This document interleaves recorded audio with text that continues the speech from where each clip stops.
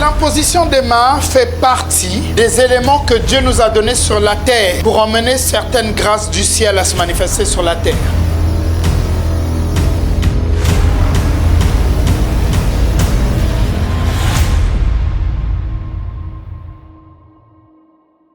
Le titre de l'exhortation, c'est le transfert d'onction par l'imposition des mains. Le transfert d'onction par l'imposition des mains. Le Respostan sait que ça fait 1 an que je veux parler d'imposition des mains. Ça fait 1 an que je veux parler de ce sujet parce que en arrivant dans ce pays, j'ai réalisé que beaucoup de gens sont très déséquilibrés par rapport à l'imposition des mains. Et donc je vais équilibrer et après avoir équilibré, je vais nous préparer à vivre quelque chose de spécial aujourd'hui. Si tu es d'accord, dis avec moi Amen. Amen. Si tu n'es pas reparti chez toi, dis Amen. Amen. Ouvrons nos Bibles dans Hébreux 6, versets 1 à 2.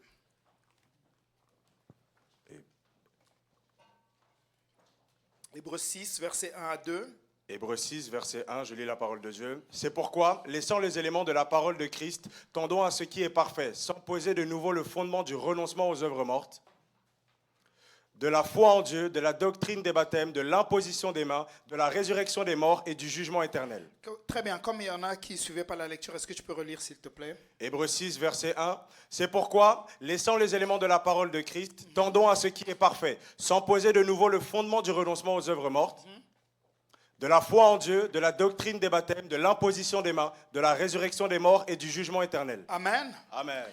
La Bible nous parle des fondements. Et la Bible dit que cela fait partie des éléments de la foi, des éléments de la vie chrétienne, l'imposition des mains.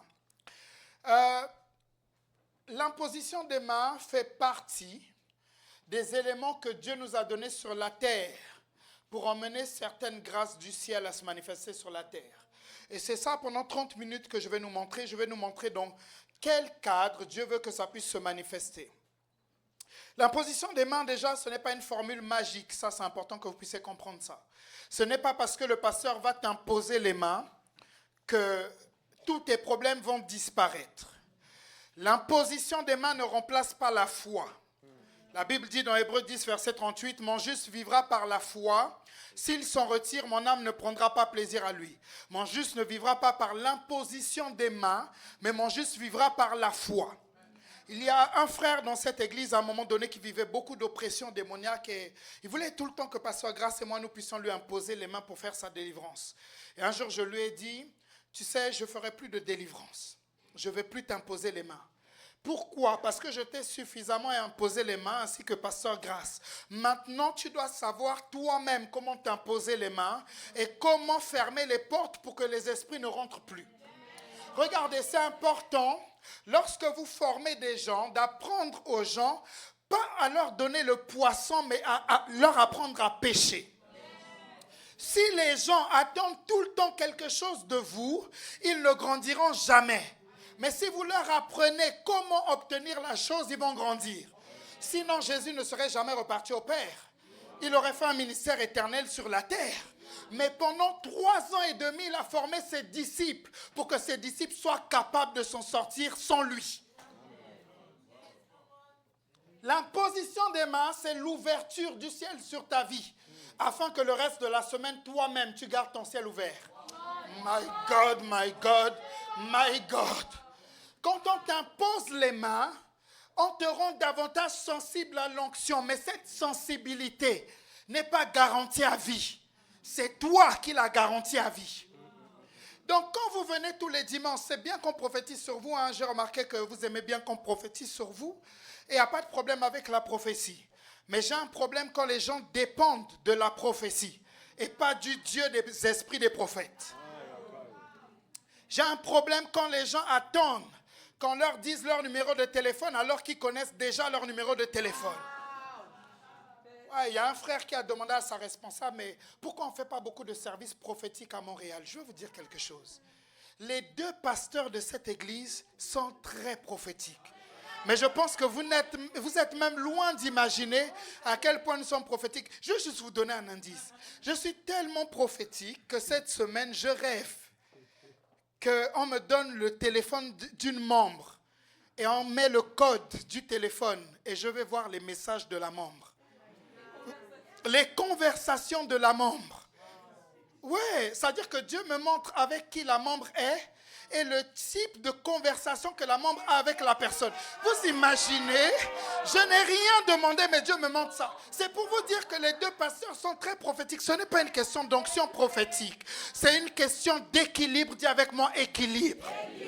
Si on prophétise tout le temps, mais qu'on n'enseigne pas la parole, vous serez déséquilibré. Parce que l'homme ne vivra pas de toute prophétie, mais de toute parole qui sort de la bouche de Dieu.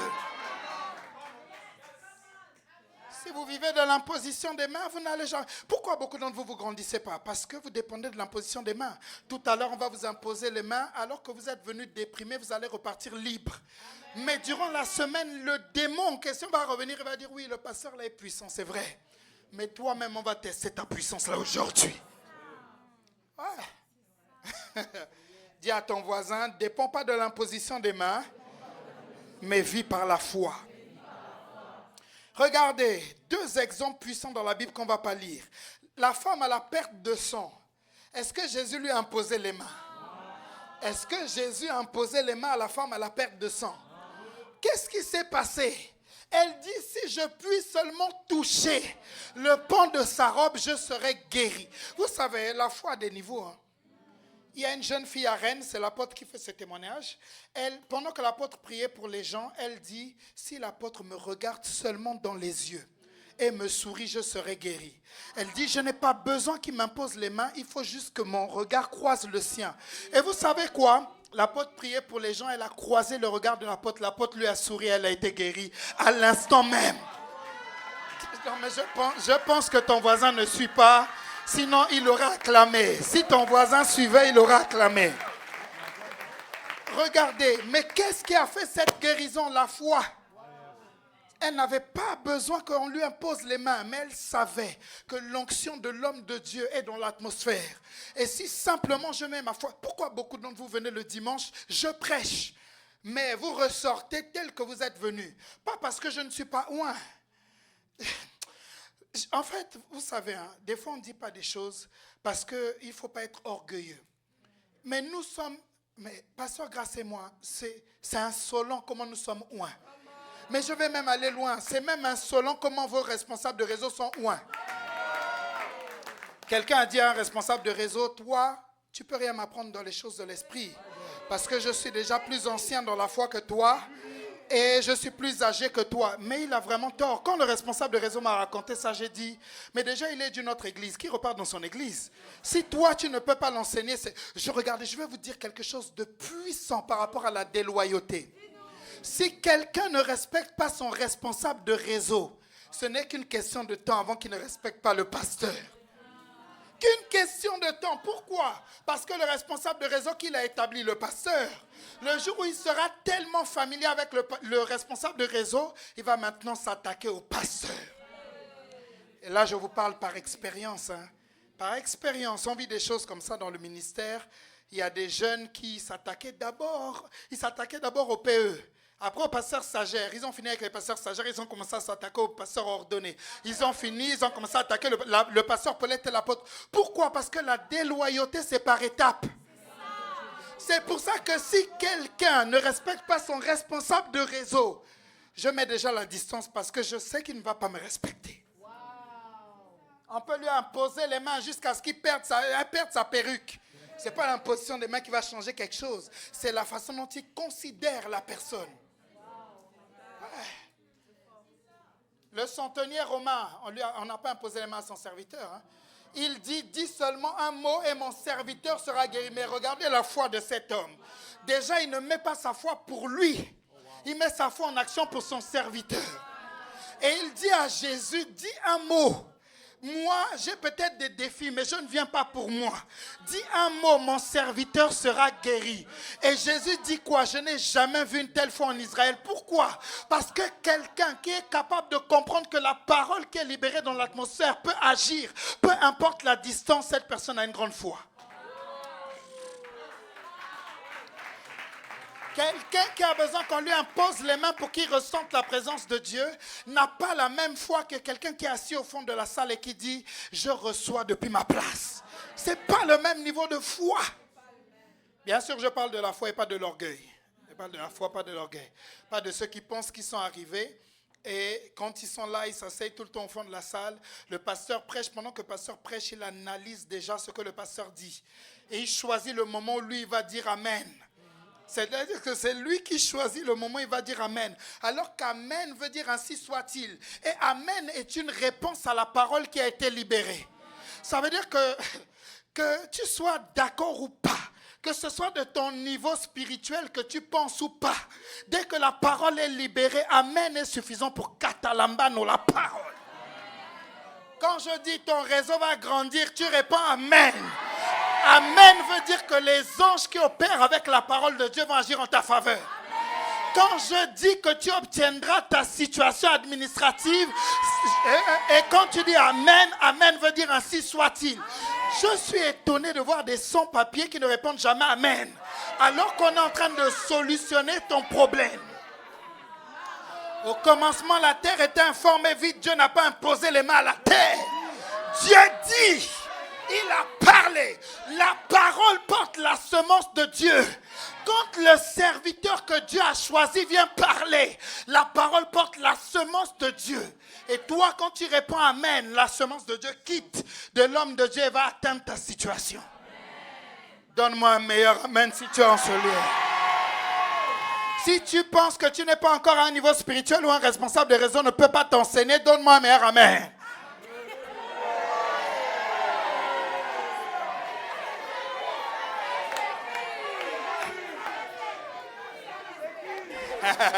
C'était qui? Déjà même, regardez, vous arrêtez de grandir dès le moment où vous pensez que vous êtes arrivé. Hein? Vous arrêtez de grandir dès le moment où vous pensez que vous êtes arrivé. C'est pour ça que Jésus allait... Mais arrivé même où? C'est ça qui est étonnant. Hein? Arrivé même où? Mais, il y a de grands hommes de Dieu qui ressuscitent des morts. Montre-moi les morts que tu as ressuscités. Mais ces grands hommes de Dieu, ils vont s'agenouiller devant un homme de Dieu plus avancé dans la foi, qui leur impose les mains. Je vais même ouvrir une parenthèse. Ils ne vont pas s'agenouiller chez le père du pasteur, de leur collègue pasteur. Hein? Parce qu'il y a des gens ici, quand le pasteur décide quelque chose, ils appellent un responsable d'une autre église. Même si c'est notre église ACR, ils appellent pour dire, oui, voilà ce que le pasteur gentil a décidé. Qu'est-ce que tu en penses? Mais déloyal. Dis à ton voisin déloyauté. Ton leader prend une décision, toi, tu fais analyser la décision par quelqu'un d'autre. Mais vraiment, quel courage! Mais quel courage! Quelle audace! Quelle audace! C'est comme si l'apôtre aujourd'hui dit, cette église-là va changer de salle. Moi, j'appelle maintenant le pasteur d'une autre église. Et je dis, qu'est-ce que tu en penses?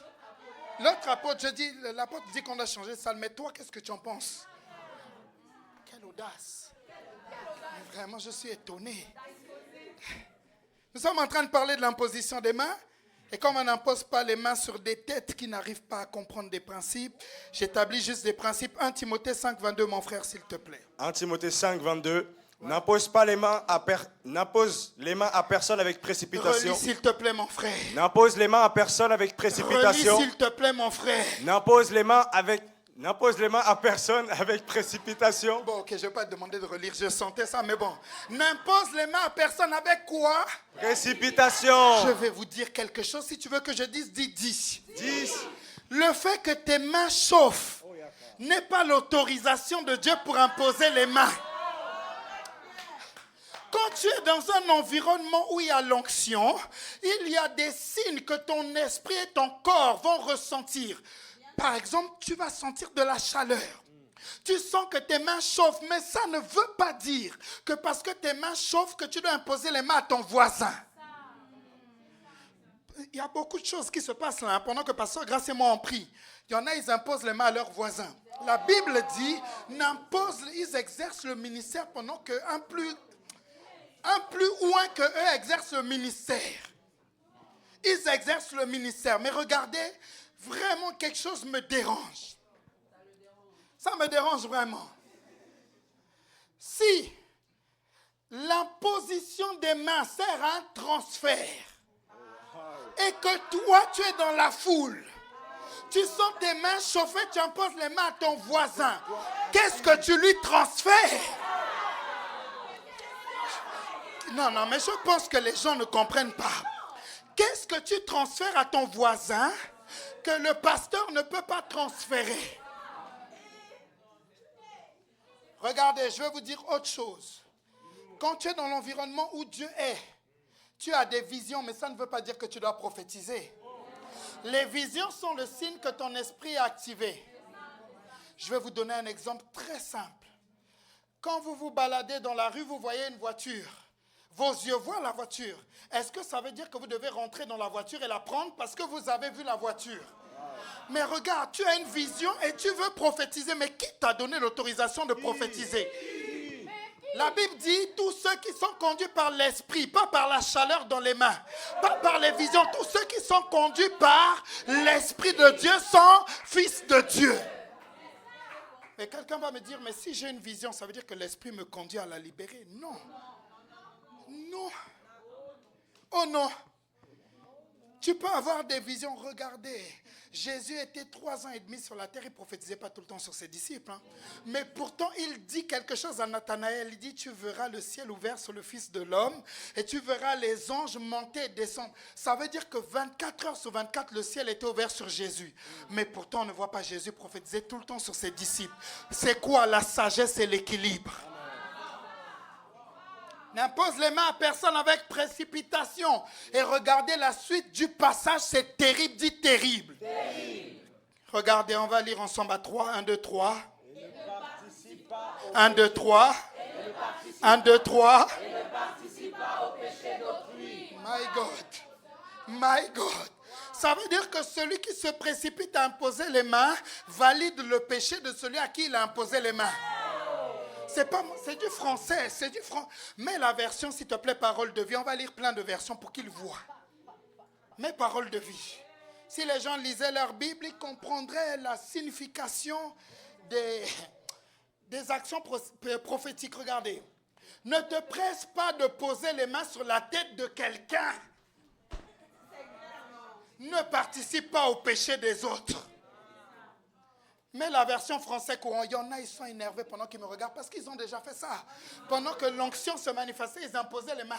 Ils disent, ça chauffe là, je vais imposer les mains. Et c'est pour ça que tu es énervé pendant que je parle, parce que tu dis, mais comment il ose parler de ça? Moi, dans mon ancienne église, regarde, je vais te dire quelque chose de très simple. Si tu trouves 2 passages dans la Bible, même un, qui t'autorise à imposer les mains aux gens dans l'assemblée n'importe comment, j'arrête de prêcher. Ça n'existe pas. Aucun passage dans la Bible autorise les gens à imposer les mains n'importe comment. Ça n'existe pas. Regardez, français courant.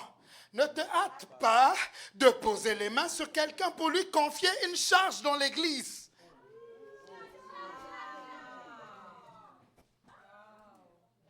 L'impose. Mais bon, il me reste combien de temps, frère? Dis-moi. Parce qu'il faut qu'on prie. Il faut que j'équilibre, ensuite on prie. 1 Corinthiens 14, versets 31 à 33. On va adorer, on va prier, mais il faut que ce soit équilibré. Parce que quand on va prier, là, certains, vos mains vont chauffer. Et il faut que vous soyez équilibrés.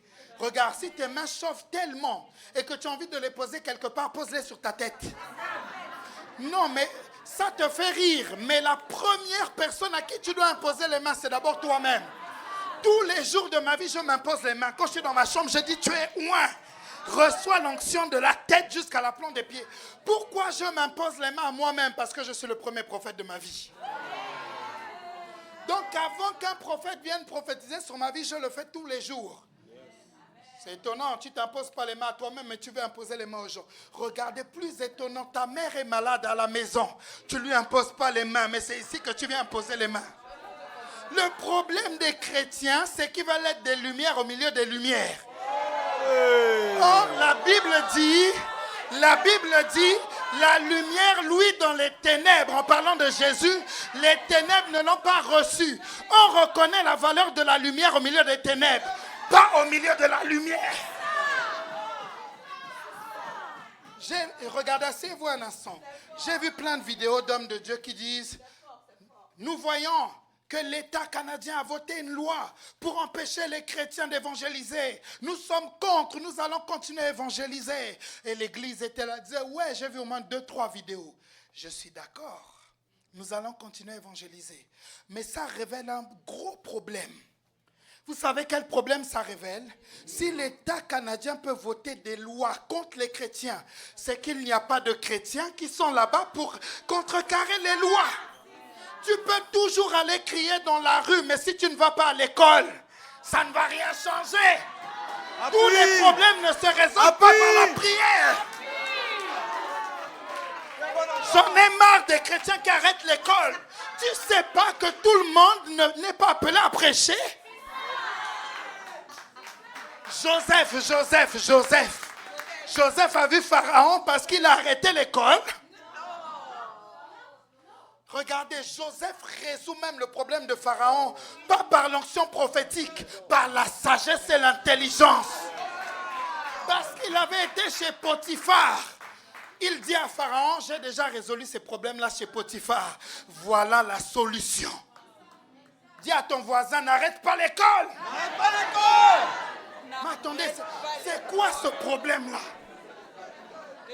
Et vos parents nous manquent de respect. Vos parents nous manquent de respect. Pasteur Grâce et moi, on est là cette semaine. Il y a un parent qui m'a manqué de respect parce que son enfant a arrêté l'école. Je dis, mais c'est même pas moi. Si tu savais seulement que même moi, là, j'ai eu des problèmes avec cet enfant parce que je voulais qu'il continue l'école. Les gens pensent que nous sommes contre votre intelligence. Alors que la Bible dit, c'est par la sagesse qu'une maison se bâtit, par l'intelligence qu'elle s'affermit et par la connaissance que les chambres se remplissent de tous les biens précieux. L'intelligence, la tête. Chrétien, ce n'est pas seulement l'esprit, c'est dans la tête. Ouais.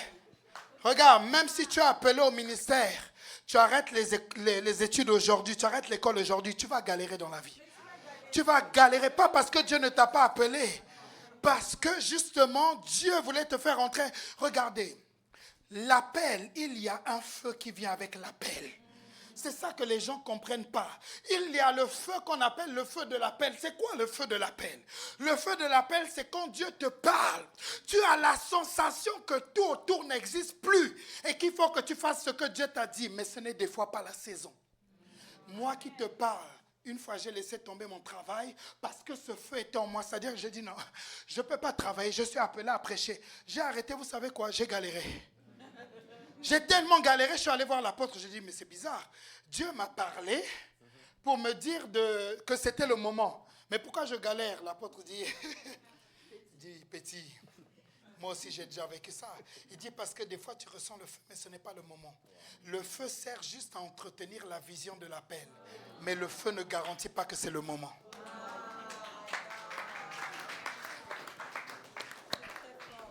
Ça, c'est wisdom. Et comme certains d'entre vous, vous avez 21 ans, personne ici, là, en dehors de Patricia, n'a mon âge. Hein. J'ai l'habitude de dire ça. Et c'est pour ça que je vais au sport, parce que plus l'âge avance, plus il faut entretenir le corps, parce qu'on doit prêcher longtemps. Mais beaucoup là, vous êtes jeunes, 23 ans, tu arrêtes déjà l'école, tu vas chercher les garçons. Mais tu vas chercher quoi chez les garçons? Tu arrêtes l'école, tu fais maintenant l'école de la vie. Mais tu vas finir avec une grossesse, hein? Un ballon d'or. Messi, Ronaldo, ça sera toi.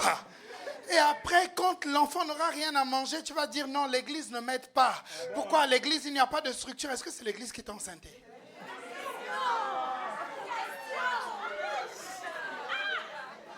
Pourquoi imposons-nous les mains? Première raison pour laquelle nous imposons les mains, parce que c'est le supérieur qui bénit l'inférieur. Hébreux 7, verset 7. C'est dans la Bible. Hébreux 7, verset 7. Hébreux 7, verset 7. Or, c'est sans contredire l'inférieur qui est béni par le supérieur. Mais je ne sais pas. Est-ce que c'est logique que moi j'impose les mains à l'apôtre? Non. Non. Pourquoi? Parce que c'est le supérieur. Toi, tu es dans la foule, tu imposes les mains à ton voisin. Est-ce que tu es son supérieur? Eh bien, question, est-ce que tu es son supérieur? Pourquoi tu lui imposes les mains? Qui t'a autorisé à imposer les mains à ton voisin? Tu n'es pas son supérieur. Il y a quelqu'un qui est devant la porte qui veut peut-être rentrer. Invitez-le à rentrer. Il ne veut pas rentrer? Très bien. Genèse 48, verset 14. Genèse 48, verset 14. Israël étendit sa main droite et la posa sur la tête d'Éphraïm, qui était le plus jeune. Et il posa sa main gauche sur la tête de Manassé. Ce fut avec intention qu'il posa ses mains ainsi, car Manassé était le premier-né. Jacob doit bénir, Israël doit bénir sa descendance, il impose les mains. Quand tu veux bénir quelqu'un, tu lui imposes les mains. Mais parce que tu es au-dessus de lui, tu lui imposes les mains. Pourquoi? Parce que tu as une grâce qu'il n'a pas. My God, my God. Deuxième raison pourquoi on impose les mains, pour promouvoir quelqu'un et le reconnaître publiquement.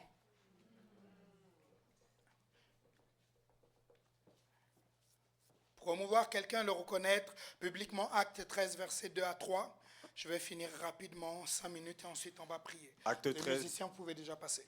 Pendant qu'il servait le Seigneur dans le ministère et qu'il jeûnait, le Saint-Esprit dit, « Mettez-moi à part Barnabas et Saul pour l'œuvre à laquelle je les ai appelés. Ouais. Alors, après avoir jeûné et prié, ils leur imposèrent les mains et les laissèrent partir. Oui, le Saint-Esprit dit, mettez-moi à part. Qui a parlé? Qui a parlé? Qui a parlé? Qui a parlé? Saint-Esprit. Le Saint-Esprit. Mais qui a imposé les mains? Les hommes de Dieu. Le Saint-Esprit a parlé, mais le Saint-Esprit ne pouvait pas imposer les mains. Parce que le Saint-Esprit est un esprit. Donc il est passé par des hommes de Dieu qui étaient au-dessus pour leur imposer les mains. Pourquoi on impose les mains? Pour que les gens reçoivent le baptême du Saint-Esprit. Alléluia. Acte 8, verset 17, bouge un peu tes pieds. Acte 8, verset 17. Alors, Pierre et Jean leur imposèrent les mains et ils reçurent le Saint-Esprit. Oui, pour le baptême du Saint-Esprit, pour que les gens reçoivent une autre dose du Saint-Esprit, on leur impose les mains. Pour que les gens reçoivent aussi des dons spirituels. 1 Timothée 4, verset 14. 1 Timothée 4, 14. Ne néglige pas le don qui est en toi et qui t'a été donné par prophétie avec l'imposition des mains de l'Assemblée des anciens. Ne néglige pas le don qui est en toi, qui t'a été donné comment? Par prophétie. Comme, tu es reparti chez toi. J'ai trop lavé. J'ai trop lavé. J'ai trop piqué. Tu m'aimes encore. Alors il a reçu le don comment? Prophétie. Avec l'imposition des mains. Donc, le pasteur a un don de prophétie. Il t'impose les mains, il déclenche le don de prophétie chez toi. Ouais, c'est ça l'objectif aussi d'imposer les mains. Dernier point pour lequel nous imposons les mains. Fais-moi un petit sourire parce que je ne sais pas pourquoi certains d'entre vous avez l'air énervés comme ça. Je ne sais pas, c'est la parole de Dieu, ce n'est pas moi. C'est la parole. Si ton voisin ne sourit pas, dis-lui tu es bizarre, hein, souris un peu. Souris. Si tu as besoin de plus de dents, on va imposer les mains tout à l'heure. Les dents vont pousser, si tu veux. Mais tu auras le droit de sourire. Quand tu vas partir d'ici, tu auras un sourire Colgate, tu vas dire non, l'imposition des mains là, c'est power. Power, les dents poussaient comme ça en pagaille. Pourquoi nous imposons les mains? Pour la guérison des malades. Marc 16, versets 17 à 18. Voici les miracles qui accompagneront ceux qui auront cru. En mon nom, ils chasseront les démons, ils parleront de nouvelles langues, ils saisiront des serpents, s'ils boivent quelques breuvages mortels, il ne leur fera point de mal. Relis s'il te plaît, mon frère. Voici les miracles qui accompagneront ceux qui auront cru. En mon nom, ils chasseront les démons, ils parleront de nouvelles langues, ils saisiront des serpents, s'ils boivent quelques breuvages mortels, il ne leur fera point de mal. Ils imposeront les mains aux malades et les malades seront guéris. Ils imposeront les mains à qui? Aux malades. Et les malades seront quoi? Guéris. Lorsque quelqu'un a une douleur dans un corps, dans son corps, l'imposition des mains transfère l'onction jusqu'à sa douleur. Et il est automatiquement guéri. Si tu as une douleur aujourd'hui, alors que nous sommes en train de nous lever, nous allons t'imposer les mains d'ici quelques instants et tu seras guéri. Nous allons faire très simple. Est-ce qu'on peut enlever ça, s'il vous plaît?